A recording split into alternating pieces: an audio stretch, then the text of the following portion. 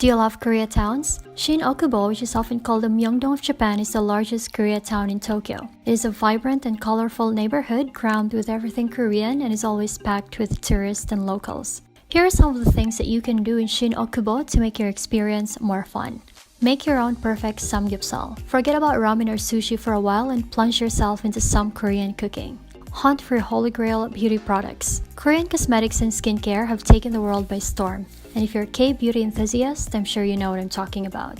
Gush over your favorite K-pop stars. I mean, come on, they can dance, sing, rap, and have these perfect looks that will make you question your existence. Try some Korean food items. Explore a Korean grocery store and check out their spicy noodles, chips and crackers, tea, and a lot more. Lastly, stroll around. This needs no explanation. As you explore, you'll discover more amazing and fun things to do around Tokyo's biggest Koreatown, Shin-okubo.